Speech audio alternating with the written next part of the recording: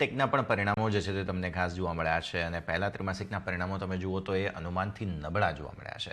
કંપનીની ડોલર આવક અને માર્જિનમાં દબાણ છે. પરિણામ પર વધુ વાતચીત કરીએ. આપણી સાથે કંપनीના सीएफओ प्रतीक अग्रवाल जोड़ाई रहा है. प्रतीक जी, गुड आफ्टरनून और बहुत बहुत स्वागत है आपका सीएनबीसी बाजार पर. शुक्रिया वक्त निकाल के जुड़ने के लिए. उम्मीद थी इस बार की तिमाही के नतीजे थोड़े से और बेहतर आ सकते थे, लेकिन ऐसा हुआ नहीं है. और सबसे पहले ये जो तिमाही है उसके नतीजों पे हम बात कर लेते हैं. कैसे आपने देखा और थोड़ी सी जो ये निराशा है उसे हम कैसे देखेंगे यहाँ से? देखिए, ऐसा है, जब हम 2020 मैच खेलने जाते हैं तो पहले 5 ओवर में मैच डिसाइड नहीं होता, राइट? तो हाँ, हमारा भी अनुमान था कि पहला क्वार्टर इससे बेहतर होगा.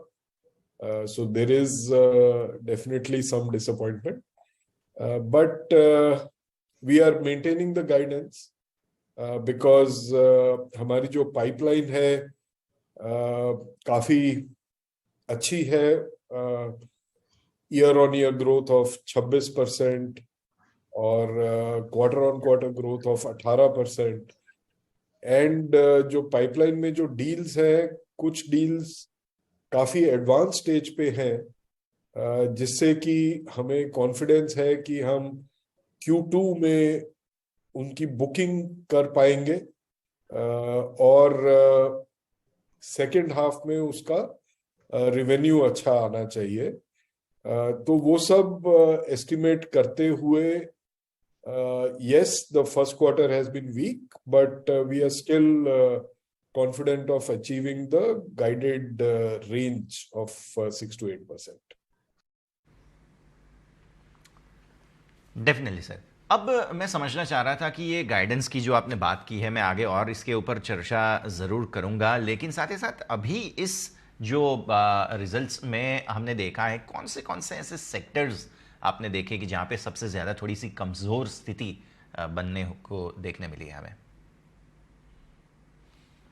वर्टिकल्स तो दो हैं. सबसे ज्यादा इम्पैक्ट जहां पे हुआ है, telecom is the biggest vertical, जहां पे 14% का डिक्लाइन हुआ है ऑन अ सीक्वेंशियल बेसिस. दूसरा है टेक्नोलॉजी एंड सर्विसेज, जहां पे 7.8 या 8% समझ लीजिए, उसका डिक्लाइन हुआ है सीक्वेंशियली. लेकिन जो इम्पोर्टेंट चीज है वो ये है कि जो हमारे 3 सबसे बड़े वर्टिकल हैं, जो कि है फाइनेंशियल सर्विसेज नंबर 1, नंबर 2 है मैन्युफैक्चरिंग, एंड नंबर 3 है life sciences and health care. ये तीनों मिला के 60% रेवेन्यू इनसे आती है. और इन तीनों ने year on year mid teens की ग्रोथ दिखाई है. मतलब 13, 14, 15, 16% के करीब इसमें ग्रोथ आई है. तो जो larger piece of the business, 60% of the weight is growing at that rate. और इवन टेक टेलीकॉम में there are good deals in the pipeline. जो Q2 की बुकिंग होगी, we are quite sure telecom और tech में अच्छा booking होगा. So there also we hope to show decent numbers going forward. ठीक है सर. तो क्या ऐसा मानना चाहिए हमें कि टेक्नोलॉजी है या टेलीकॉम है, उसमें आने वाले 3 से 6 महीने में, मतलब 2-3 तिमाही में हम एक्सपेक्ट करें कि वहाँ से रिकवरी आ जानी चाहिए? हाँ, इनमें भी रिकवरी होनी चाहिए. और बाकी तो सेक्टर्स अच्छा कर ही रहे हैं, जो 60% वेट वाले हैं जो मैंने बताया. तो उसमें जैसे अब फाइनेंशियल सर्विसेज को ले लीजिए, 2 क्वार्टर पहले हमें नजर आ गया था कि फाइनेंशियल सर्विसेज में हमने डील्स बुक की हुई हैं और उनका रेवेन्यू ग्रोथ आएगा ही आएगा. इस क्वार्टर में भी अगर आप देखें तो फाइनेंशियल सर्विसेज सबसे ज्यादा ग्रो किया है सीक्वेंशियली, एंड मैन्युफैक्चरिंग ऑल्सो. तो जो डील्स बुकिंग होती है, दैट टेल्स यू कि ये डील कब से स्टार्ट होने वाली है. वो सब डील्स जो हमने बुक की थी 2 क्वार्टर पहले या 1 क्वार्टर पहले, वो सारी on time as per expectation चल रहा है, तो उसमें कोई डिसअपॉइंटमेंट नहीं है। ठीक है सर, अब ER&D को थोड़ा सा समझना चाहेंगे। इस सेगमेंट में प्रॉब्लम क्या है, स्ट्रक्चरल क्या इश्यूज हैं, और कोई ब्रोकरेज जो है बहुत सारे वो ऐसा कहते हैं कि यहाँ पे थोड़ी सी प्रॉब्लम है। आपने कैसे देखा इसे? देखिए, सिक्लिकल है या स्ट्रक्चरल है, it is sort of a point of view, right. हमारे नजरिए से तो इट इज सिक्लिकल। जैसा कि हमने पिछले क्वार्टर में भी बताया था कि जो हमारा पिछले क्वार्टर में जो डिक्लाइन था ER&D में, that happened in the last month of the quarter. तो जब लास्ट महीने में क्वार्टर का वो इम्पैक्ट आया $18 मिलियन का, तो उसी का फुल क्वार्टर इम्पैक्ट मींस कि अगले क्वार्टर में 36 मिलियन का इम्पैक्ट होगा बाय डेफिनेशन, राइट। उसके मुकाबले हमारा एक्चुअल रेवेन्यू इस क्वार्टर मेरे ख्याल से 27 या 28 मिलियन गिरा है, 36 नहीं गिरा है, right. So that means the balance 8-9 million has been recouped, or that is the growth within the quarter, which has offset what happened in the month of March. So that's another way of looking at it.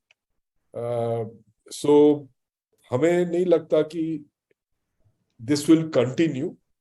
We definitely hope to see a decent quarter going forward, even for ER&D.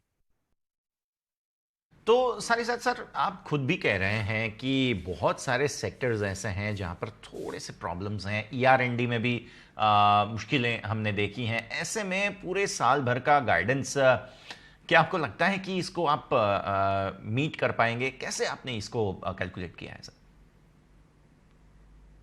देखिए, guidance is a range, right. 6 to 8% at a company level, 6.5 to 8.5 at services level.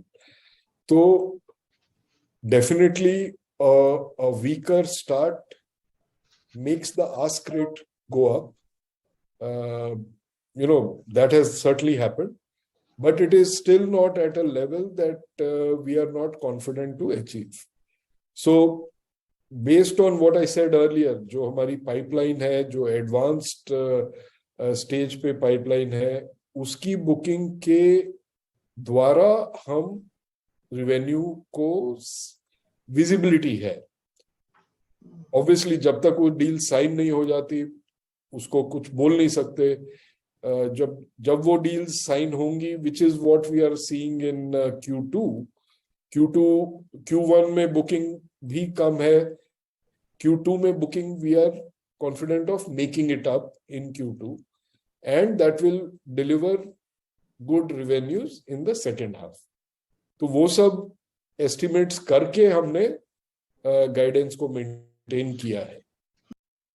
बिल्कुल। तो प्रतीक जी, ये सारे मुद्दों पर हम जरूर ध्यान रखेंगे। बहुत बहुत शुक्रिया आपका हमारे साथ जुड़ने के लिए और ये सारी जानकारी देने के लिए।